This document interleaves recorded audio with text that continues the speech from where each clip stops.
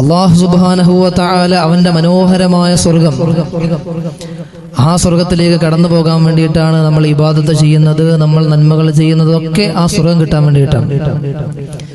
എന്നാൽ ആ സ്വർഗത്തിലേക്ക് കടന്നു പോകാൻ കഴിയാത്ത, ഒരിക്കലും ആ സ്വർഗത്തിന്റെ പരിമളം പോലും ആസ്വദിക്കാത്ത കുറെ വിഭാഗം ആളുകളെ കുറിച്ച് ഹബീബായ മുഹമ്മദ് റസൂലുള്ളാഹി സ്വല്ലല്ലാഹു അലൈഹി വസല്ലം തങ്ങൾ അവിടുന്ന് പറഞ്ഞു തരികയാണ്. ആ സ്വർഗം നഷ്ടപ്പെട്ടു പോകുന്ന ചില സ്വഭാവങ്ങൾ നമ്മുടെ ജീവിതത്തിൽ ഉണ്ടായാൽ, ചില തെറ്റുകൾ നമ്മുടെ ജീവിതത്തിൽ വന്നുപോയാൽ ആ സ്വർഗത്തിലേക്ക് കടക്കാൻ നമുക്ക് കഴിയില്ല. നമ്മൾ എത്ര വലിയ ഇബാദത്തുണ്ട് എന്ന് പറഞ്ഞാലും, എത്ര വലിയ സൽക്കർമ്മങ്ങൾ നമ്മൾ ചെയ്യുന്നവരാണ് എന്ന് പറഞ്ഞാലും, ചില തെറ്റുകൾ നമ്മളെ സ്വർഗത്തിൽ നിന്ന് മാറ്റി നിർത്തുമെന്ന് നബിയുനാ മുഹമ്മദ് മുസ്തഫ സ്വല്ലല്ലാഹു അലൈഹി വസല്ലം തങ്ങൾ അവിടുന്ന് പറഞ്ഞു തരികയാണ്.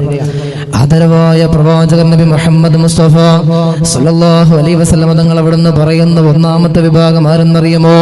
അള്ളാഹുവിന്റെ സുഖലോലമായ സ്വർഗത്തിലേക്ക് കടന്നു പോകാത്ത, ആ സ്വർഗം ഒരിക്കൽ പോലും കിട്ടാത്ത കുറെ ആളുകളുണ്ട്. അതിലൊന്നാമത്തെ വിഭാഗം ആരെന്നറിയോ? അല്ലാഹുവിന്റെ റസൂൽ അവിടുന്ന് പറയുന്നില്ല, യദ്ഖുലുൽ ജന്ന, ഒരിക്കലും അല്ലാഹുവിന്റെ സ്വർഗം അത്രത്തോളം ആളുകൾക്ക് കിട്ടുകയില്ല.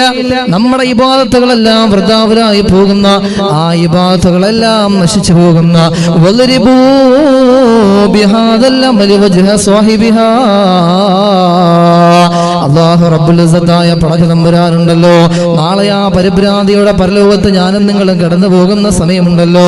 ആ സമയത്ത് ചില ആളുകളുടെ ഇബാദത്തുകൾ അല്ലാഹുവിന്റെ മുമ്പിൽ സമർപ്പിക്കുമ്പോ അല്ലാഹുവിന്റെ മലക്കുകളോട് അല്ലാഹു റബ്ബുൽ ഇസ്സത്ത് പറയുന്നത് എന്തെന്നറിയോ? വളിരിബൂ ബിഹാദൽ അമലി വജ്ഹ സ്വാഹിബിഹാ, അവന്റെ മുഖത്തേക്ക് തന്നെ വലിച്ചെറിയുക.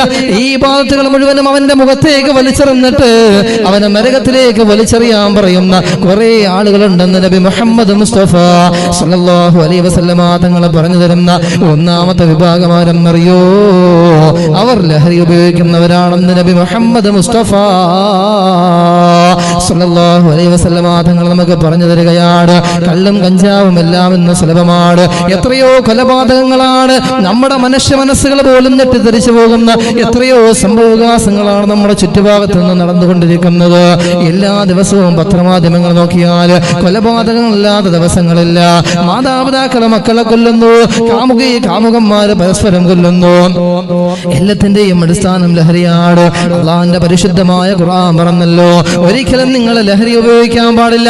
അത്തരക്കാരായ ആളുകൾ നാളെ അല്ലാഹുവിന്റെ സ്വർഗത്തിലേക്ക് കടന്നു പോകില്ലെന്ന് നബി മുഹമ്മദ് മുസ്തഫ സ്വല്ലല്ലാഹു അലൈഹി വസല്ലമ തങ്ങൾ അവിടുന്ന് പറഞ്ഞു തരികയാണ്.